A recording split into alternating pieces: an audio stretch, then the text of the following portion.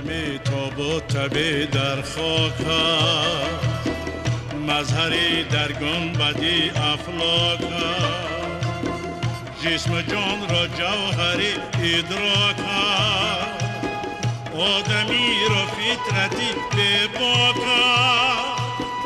نیست اصل و مرگ نابود ما در فنای ما بود موجود ما. صدای متندن و گوار و ذوق و سلیقه خاصش بر فراز این کواندیار مژده نژاد حکمت بزرگ فارسی و شور و شفق تاجیکی میرسانید و هنوز هم میرساند. آواز شیرین و مرغله‌دار و ترانه‌های دلنشین او در قلب مخلصان همانا جوش میزند. هنرمند مردمی تاجیکستان ظفر ناظم زیاد از 50 سال در صحنه هنری تاجیک سرود خواند و بیهوده نیست که او را یکی از شاهستان‌های کاخ محتشم صنعت ملی مردمی تاجیک عنوان میکنند. هنرمند هیچگاه از پی شهرت یافتن تلاش نمیکرد، بلکه استعداد ناتکرارش به او شهرت بخشید و او توانست در عمر پربرکت خویش رسالت یک هنرمند اصیل را اجرا کند. از این رو نام او در تاریخ صنعت تاجیک عصرهای عصر زنده میماند.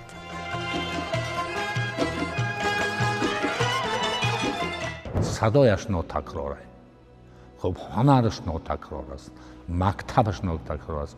بزرگی ظفر ناظم در آن است که مثل استاد اکاشریف جورکی بهترین چهره های ملت را روی صحنه آورد، یعنی که شاگردانی را روی صحنه تربیت کرد که محبوبیت پیدا کردند. خود به خود یک عجایب بودن این کس که همین پیش وقت جغکچه میگفتن از کانسر وی حولو میسوختن دایم جغکچه روز کرده غیش غیش کرده میگشت.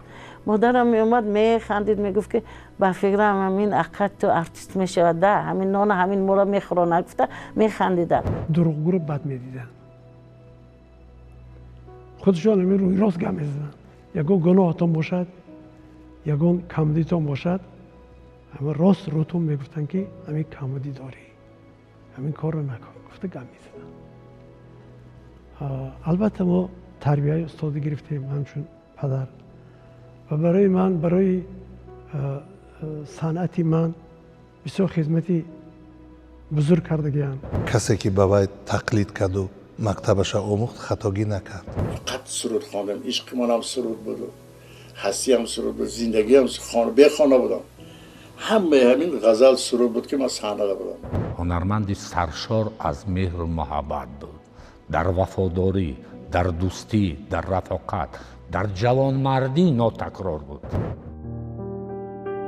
ظفر ناظم 2 یونیو سال 1940 در دهه هایت ناحیه رشت در خانواده یک ساکن عادی ناظم قاسم به دنیا آمده. تقدیر او را در 3 سالگی از مهر و محبت پدر محروم کرده بود. مادرش ولامت موسی و خادم حزبی و دولتی بود. کودکی ظفر زیر سایه مادری تنها سپری شد. گرچند آن دوره خیلی مشکل بود، مادر به هیچ دشواری ها نگاه نکرده همیشه به فرزندانش که 8 نفر بودند تعلیم و تربیت خوب میداد. زمین لرزه پردهشت سال 1949 که ظفر همگی 10 سال داشت، رشته 6 فرزندی مادری سراینده را کنده کرد و از این خانواده تنها 3 نفر مادر، ظفر و خواهرش رفاعت باقی میماند. 43,000 اهالی تخمین 20 چند دادیم، 18,000ش تگ خاک ماندگیش برآمدن رایان ناحیه ها تقسیم شدن. من همین شهر آمدم.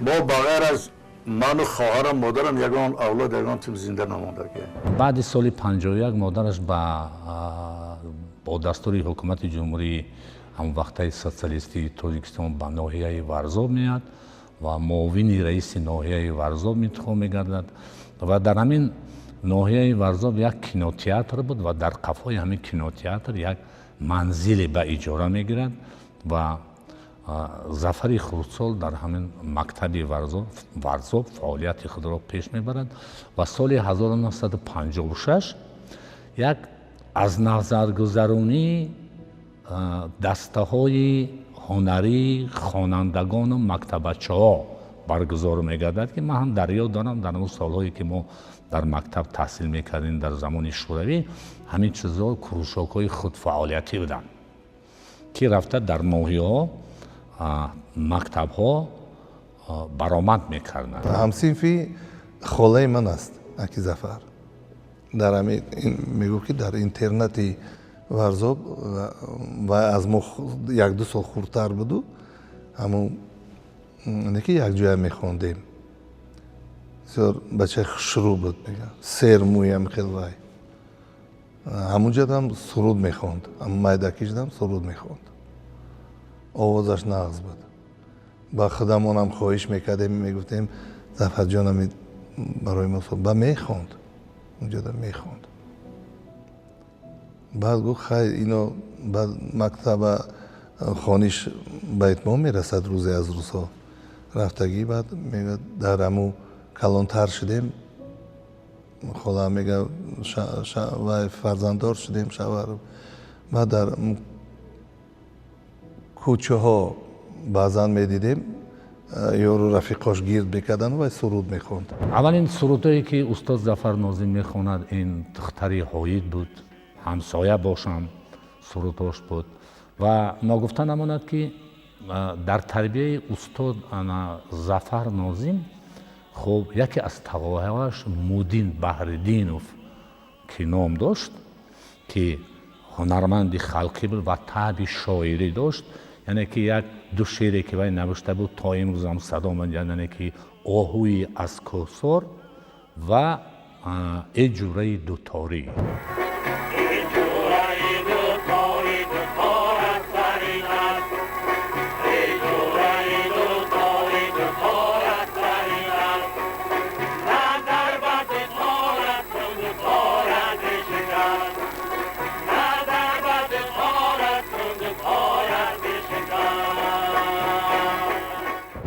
то ҳунарманд то ҳамун шеъра аз ёд накунаду маънои ҳамун сухана надонад ҳеҷ гоҳ вай ба дар худаш ҳазм накунад ҳамун маънои шеъра ба вай на оҳанг баста метавонад на ба мардум ҳамуна дуруст пешниҳод карда метавонад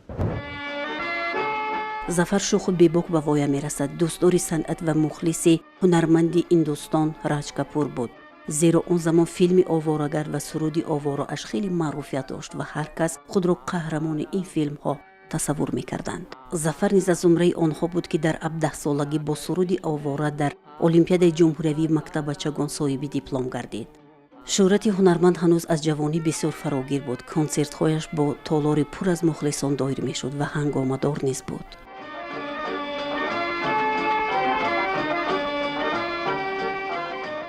дар ҳамин чорабиние ки аз ноҳияи варзо ва аксарияти ноҳияи тобеи марказ дар ҳамин театри тобистона баргузор мегардад соли 1956 хуб устод Зафар Нозим суруди оворагарди Раҷ Капурро мехонад ва хеле маҳбубият пайдо мекунад хеле аз ҳамин ҷо сар карда яъне ки овозаи Зафар Нозим паҳн мегардад забони русӣ синфи да тамом кардаги ман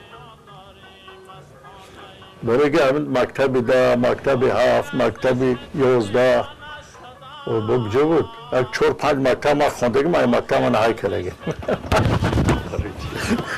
چی نمیفهمم خیلی بسر بودیم ده همین در این سین بدم وقتی درز اشولا بخونده من داد میزیم خیلی خیلی وقت میگفت اگر مادرم بگویی بعد من توی اجازات میتیم لیکن یکم بار همین عمر من اون کس از من کلان سوال خودم هم سین سوالم رفته که یکم بار حیاتم به اکی من نه دست برداشت است نه وای کرده است فقط همین سیاست داشت هم فقط میترسان من که گفتی وایت عذابت منی که مادرم رود یکم وای نمیکرد با از یادش میبرم دیو میگفت که خیلی دیوم بار اکو آدم خیلی نمیشد هنرمندی که از جهتی معنویات از جهتی دانش از جهتی جوانمردی از جهتی آواز از جهتی انتخابی سرودها خیلی هم نمایان بود و در یک مدت کوتاه در تمام نواحی کشور یعنی در تمام منطقه های کشور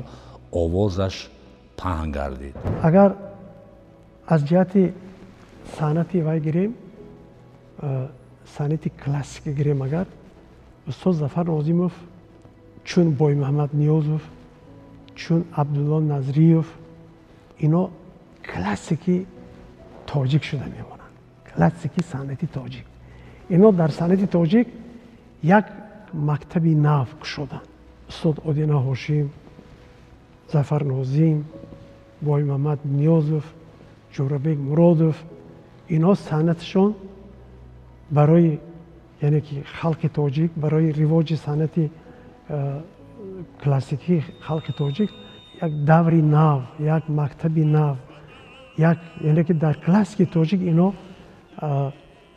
аз худ зам кард.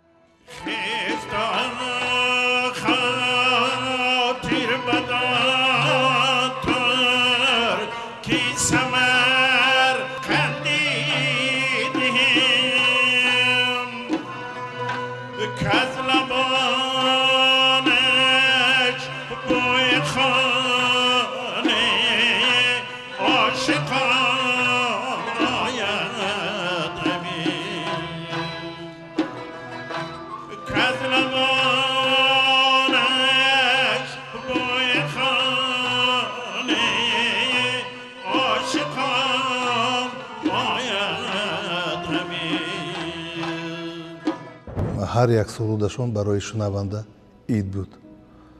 шахсан яке аз мухлисони ашадитарини ҳамин устод манам ҳастам ва ҳар як баромадашонро бесаброна интизорӣ мекашидам. дар телевизион баромад мекарданд. баъд бисёр консертошон устод дар зелёни театр اونجا برآمد میکردم.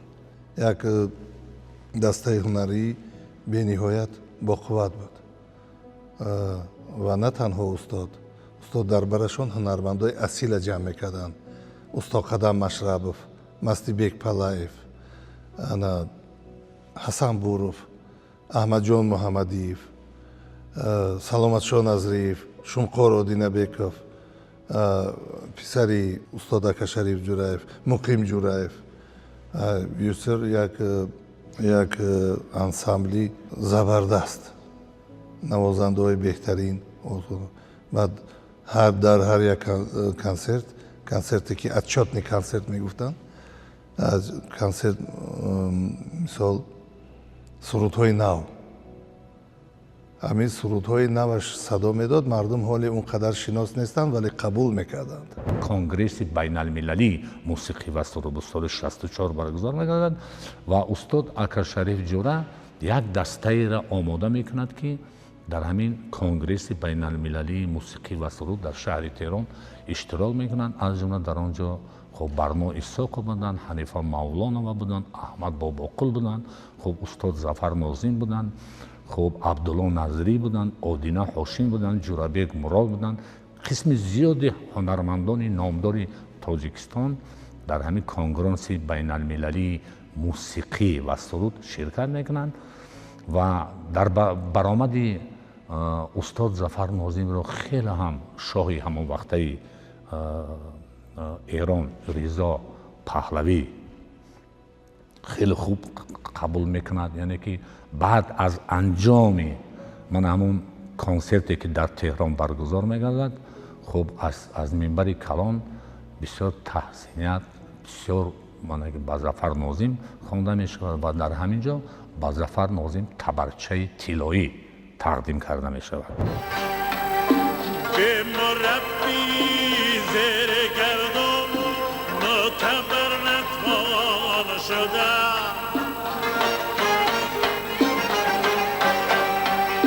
به مربی زیر گردم معتبر نتوان شده.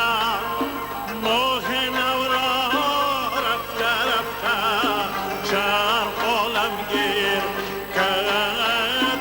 ماه نو را رفته رفته چرخ عالم گیر کرد. همین طریق ظفر ناظم سال 1958 به افتخار 1100 سالگی ابو عبدالله رودکی میان نمایندگان اهل علم و فرهنگ و هنری چندین کشورهای دنیا در تئاتر دولتی اکادمی اپرا و بالتی به نام صدرالدین عینی با سرودی امروزنه فردا بیا برآمد کرد و این سرود طریق رادیو صدا داد و دایره مخلصانش وسیع و نام ظفر بیرون از محل در سراسر کشور محبوبیت پیدا کرد.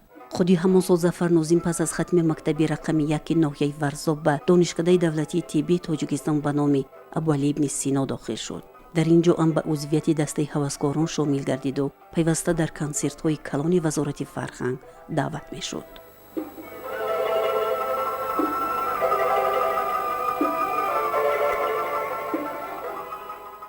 صدای ظفر ناظم، آهنگای ظفر ناظم هنرمندان افغان هم خواندند.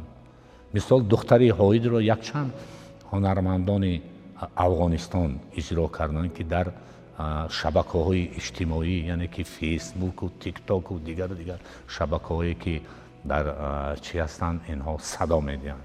این از آن شهادت می‌دهد که این هنرمند ناتکرار است. امسال که سال خودشناسی و هویت ملی اعلان شده است از جانب پیشوای معظم ملت محترم امام علیه الرحمن، یعنی که ما باید خودشناس باشیم، یعنی که گذشتگان خود را، یعنی که بزرگان خود را ما باید احیا کنیم. ریزم زم جام عشقم و دم که بشاید، ریزم زم جام عشقم و دم که بشاید، گرگه تو در دیدم صبر شده باشد، گرگه تو در دیدم صبر شده باشد. رفتیم پنجکند، رفتیم مسجد. از این سرودهای فرض کردیم که امروز چی میگوین وادی طرفشان میگوین، من گیج دل و من چیزایی که امروز میخوانن جوان ها، همین زور آوردیم خواندیم. بعد مسجد رفتیم، از همون سرودهای مسجدی آوردیم. من فلکی مسجدی امروز میخوانن در همه جا بسیار معروف است، اینا رو خواندیم. استاد بسیار من دستگیری میکردن برای پیشروی کاری صنعت خلقی، صنعت فولکلوری. ما با استاد ظفر ناظم بسیار نزدیک شدیم، مانند یک پدر و پسر گوییم، یا که مانند یک اکای دادر، یا که یک دوستی قرین همه که شدیم که استاد ظفر ناظمov دیگر در یگان سفرشان به من نبود. کجا که میرفتم من همراهشان بودم. اگر در این یوتیوب اگر چند محفل ها رو با همراهی ظفر ناظم دیده باشید، من همه وقت در پهلوشان میشینوندم. یخی وقتا فریاد میکرد، میدید که یگان آدمی کم بغلی لباسش بای جای بیار میگفت و حساب نکرده سمکو پوری پول میشد. حساب نکرده که در بغلش میانداخت، پول میداد، کودکا را میداد. کودکا نکی نغز میدید، کودکا را دوست میداشت. رفتم با جستجویت در کوچه ها دویدم، رفتم با جستجویت در کوچه ها دویدم، هم جام چاک کرده پیرهن دریدم، هم جام چاک کرده پیرهن دریدم. همکنون شاهروی صنعت برای ظفر ناظم وسیع گشوده گردید و زمانی به دست آوردن شهرت و شهامت هنرنمایی‌اش هم فرا رسید. سال 1959 نام برده عضو هیئت ایجادی فیلارمونی دولتی تاجیکستان گردید و همراه هنرمندان اصیل چون اکا شریف جورایف، عبدالله نظریف، برات یخشیف، کریم رحیم، شمخور اودینبیکوف، حکومت شو بندی شویف و دیگران فعالیتش را دوام داد. هنرنمایی در بین دیگر حافظان کسبی مشاقان و آهنگسازان به او امکان داد که در اندک مدت اسلوب خاص ایجادیش را یابد و با سرودهای جذابش در تمام شهر و نواحی مخلصان زیادی را پیدا نماید. همین طور هم شد. زلفان تاب دارد چون مار حلقه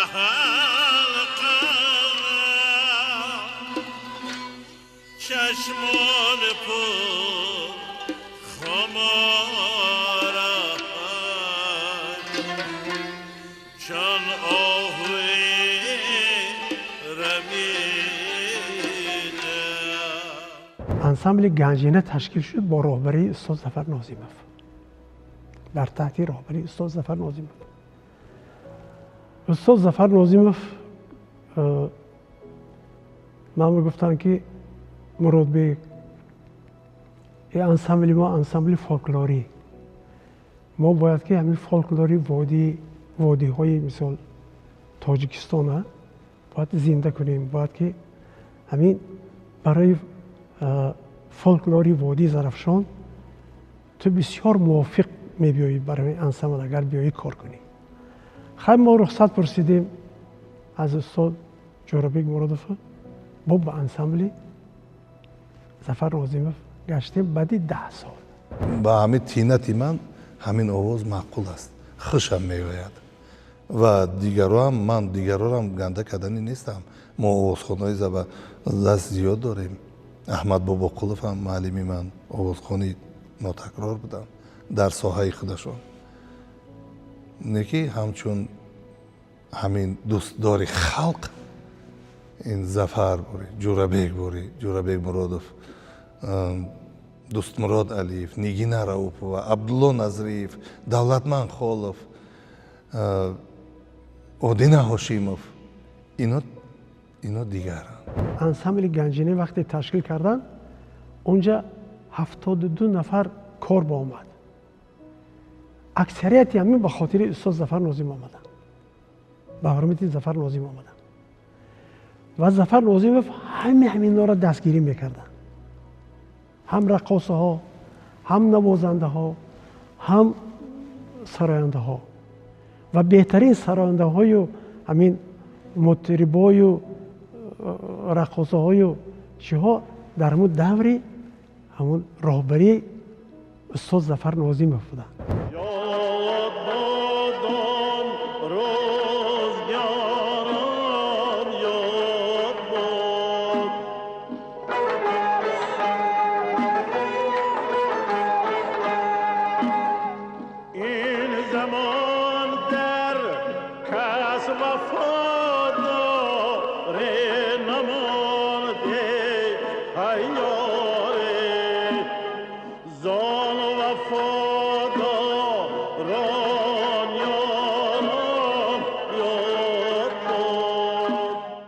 یک سخن داشتن میگفتن که من در حیات زندگیم 2 بار فهمیدم که من ظفر ناظیم هستم بار اول در دوره راهبریت ترسون اولجابایف و در دوره استقلالیت در دوره جنابی عالی امام علی رحمان من حس کردم که من ظفر ناظیم هستم یعنی که جنابی عالی بسیار محبوبیت بسیار پذیرایش میکردن استاد ظفر ناظیم برای همین من هیچ از یاد نمیبرم همین سخناشون همین سخن همه وقت تکرار میکردن همین هیچ نباشد در یک ماه یک بار همین رفیقا را جمع میکردن در اینجا خانه یک نفر میشتیم آب ضیافت سرودخوانی خرسندی یک شبانه روز 2 شبانه روز همین خیلی میشتیم عزت حرمت در همونجا با یک نفر دیگر پیدا میشد میگفت که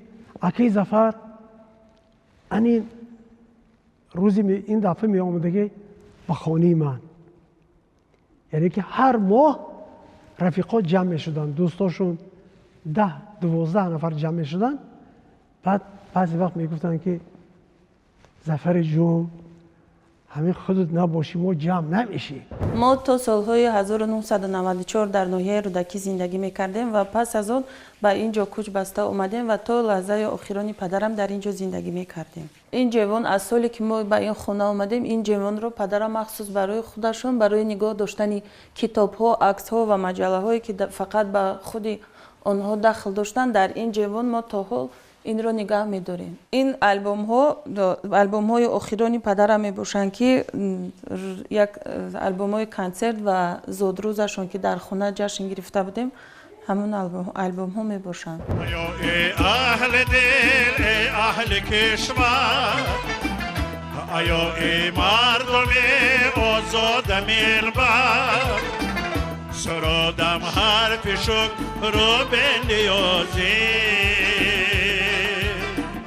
درادم شیوه از آریان فر سرادم شکر رو به نیازی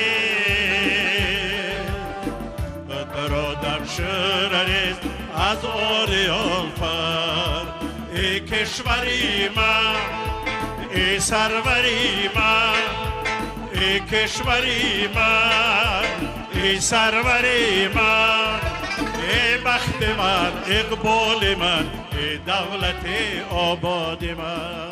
سرودهای او که هم ژانرهای کلاسیکی رو فرا میگیرند و هم سرودهای استرادی رو از محبت به وطن، فرهنگ ملی و مهر و وفا بحث میکنند.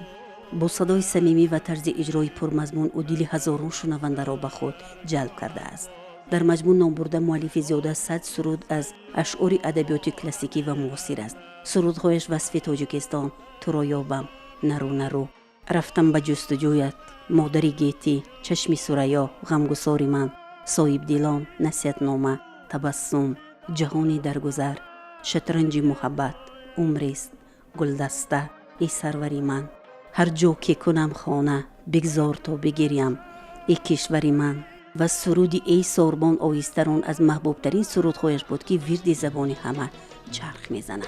ای ساربان آیستران کارام جانم میرود، آن دل که با خود داشتم با دل ستانم میرود، آن دل که با خود داشتم با دل ستانم میرود، سر بیرمانم میرود. خب این سرود اصلا در اصل 15 از جانب هنرمند هندوستان اجرا گردیده است. بعدا این سرود پاکستان میاد، خانم هنرمند پاکستانی این سرود رو به موسیقی اجرا میکند. بعدا این سرود رو دشتی یک هنرمند محبوبی خب ایران اجرا میکند و بعدا این سرود میاد به افغانستان. از افغانستان در یکی از چارابین های فرهنگی که در اونجا هنرمندان محبوبی افغانستان، آقای ساربان و خیال و دیگر رو شرکت داشتند، همین سرود اجرا میگردد و همین سرود در قلب ظفر ناظم جا میگیرد و همین سرود رو نونویس موسیقی را میگیرد میبرد تاجیکستان و در یکی از کنسرت هنرمندان مشترک افغانستان و تاجیکستان همین سرود رو میخواند. با خواندن سرود ای ساربان غزل سعدی خیلی محبوبیتی خیلی هم زیاد پیدا میکند. محمل بدار ای ساربان، تنده مکان با کارمان،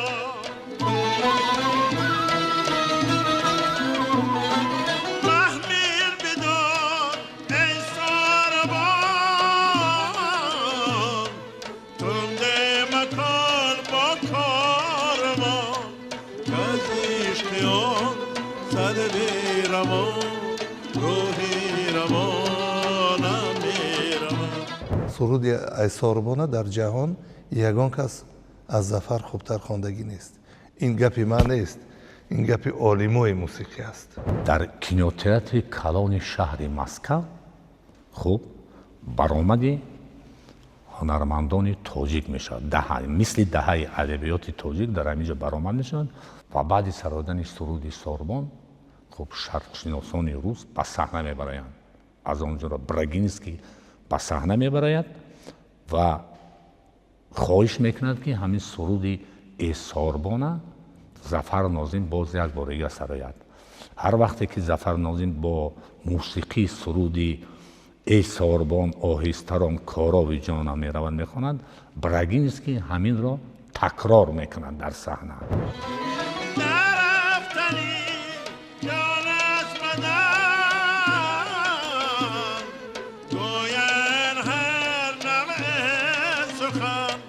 من خود مشک میپیشم، دیدم که جانم میرم.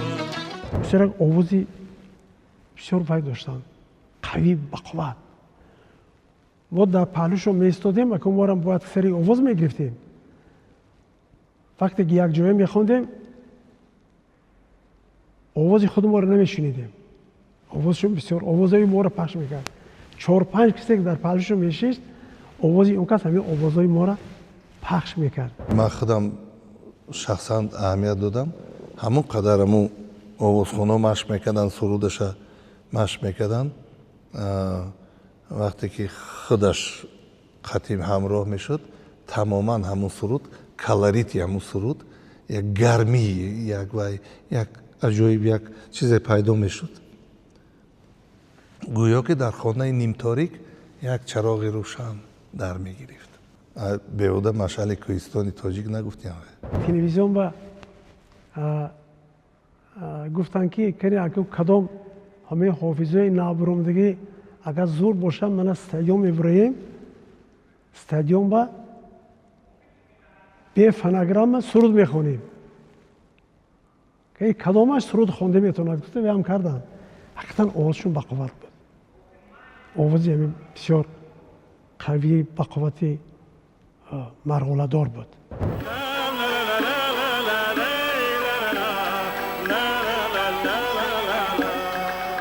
پیدایش مکتب هنر خصوص سرود و موسیقی سبک عنعنوی فارسی تاجیکی در وادی رشت ریشه قدیمه دارد.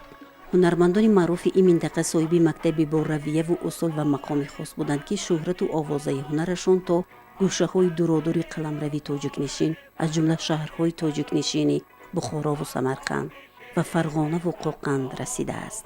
ستاره درخشان صنعت تاجیک ظفر ناظم نه تنها دست پروری این مکتب پرقدرت است بلکه خود نیز به پایه استادی رسیده دهها شاگردان را به وای رسانید.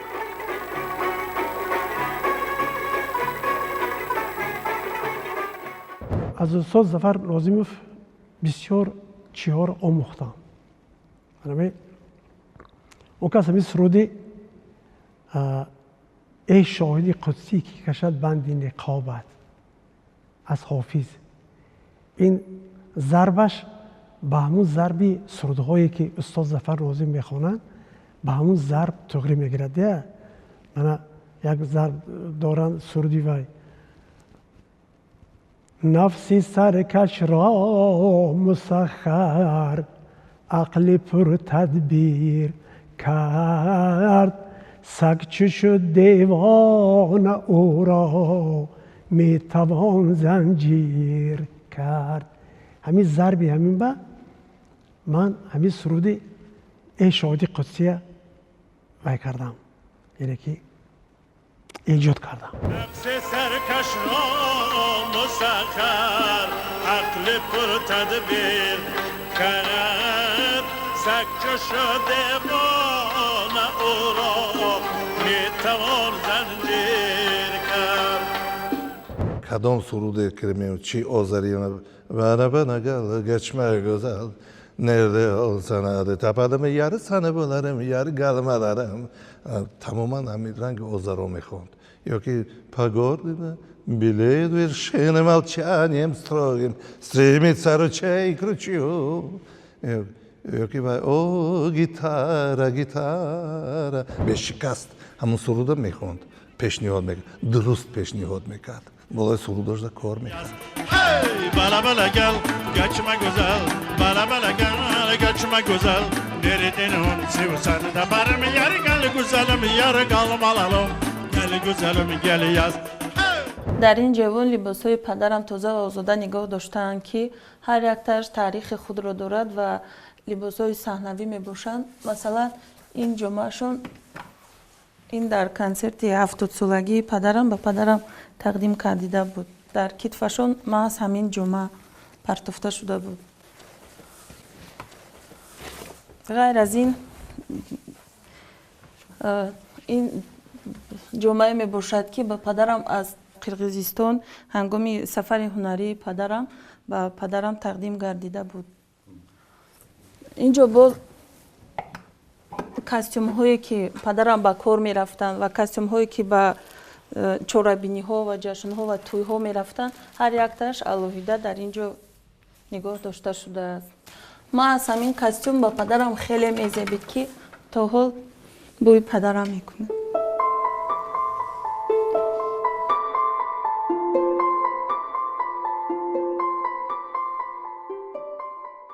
доим ҳами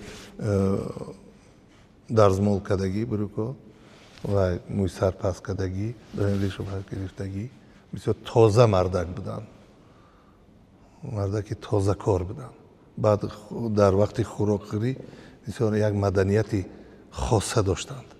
ҳами хӯрокхӯришам хушрӯ буд. хел ама зеби мерова ҳамун хона нур мегирифт, зеби маҳфил буданд, зеби маҳфилҳо. ҳамун мошин идора карданшам аҷоиб як вай зебо буд. зафар нозим шеъри бузургро гиромӣ медошт. бисёре аз таҳлилгарон қайд кардаанд ки зиёда аз 70% сурудҳои иҷро кардаи ӯ ғазалҳои мирзо абдулқодири бедил мебошанд. ба ин монанд ӯ рамзҳои фалсафии шарқиро ба забони оддӣ ва ғазалҳои дилнишин даровард. ба ғайр аз ин ёд меорем аз суруди модари зафар нозим ки хеле ҷазобу дилнишин ва таъсирбахш эҷод гардидааст, то ҳанӯз ҳамон маъруфият ва шунавандаро доро аст.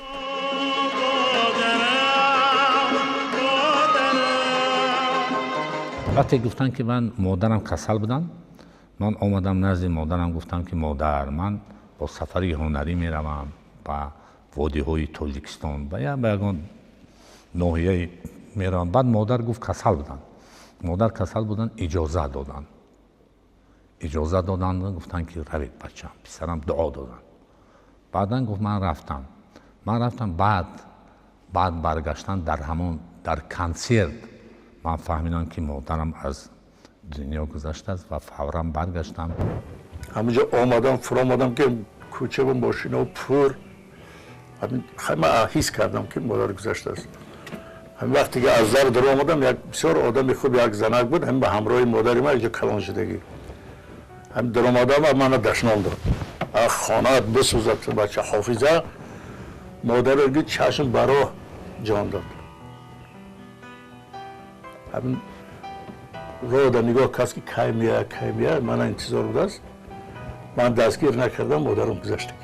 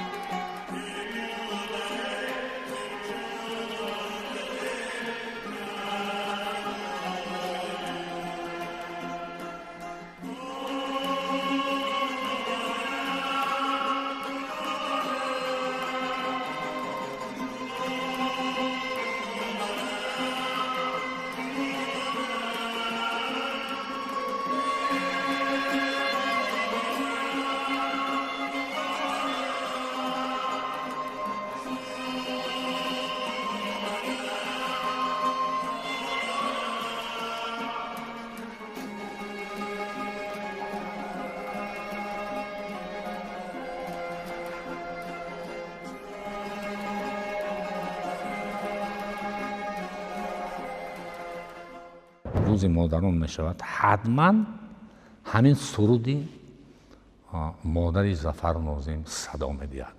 ҳар сол садо медиҳад ва дар тамоми шабакаҳои телевизионӣ худамон садо медиҳад. яъне ин аз он шаҳодат меянд ки ин суруд хеле ҳамин маҳбубияти خاص دارد برای مردم. شب چه شبه که با تو باشم زردر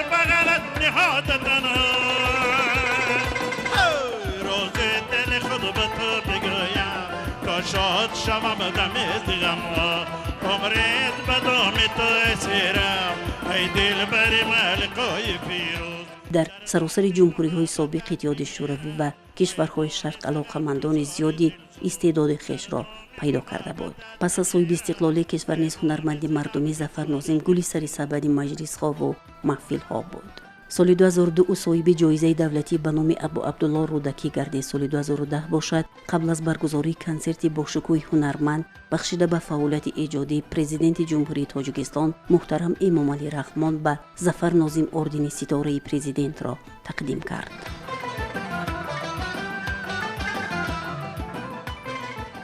یک نظر افکنید به تاجیکستان وطنی عزیزی من وقتی که برگزار می شود هیچ نباشد در یکی از همین اکثریت هنرمندان جوان ما از ایجادیات ظفر ناظم حتما در همین تاجیکستان وطنی عزیزی من سرودهای ظفر ناظم زمزمه میکنند.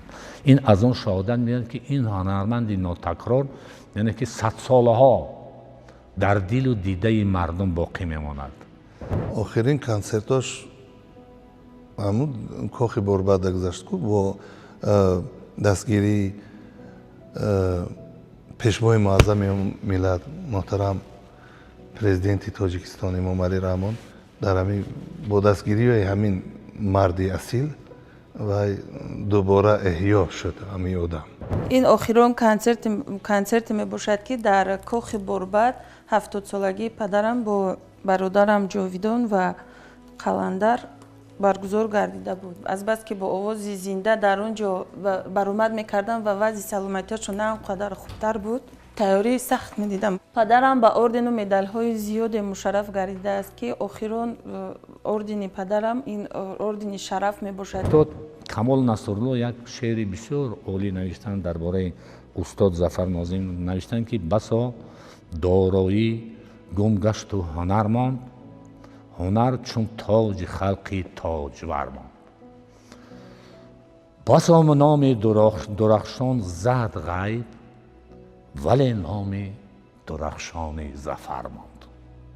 یعنی که امروز نام درخشان ظفر، یعنی که امروز سرود ظفر، موسیقی ظفر، صدای ظفر ناظم در قلب ملت ما مانده است. ای کشوری من، ای سروری من، ای بخت من، اقبال من، ای دولت آباد من.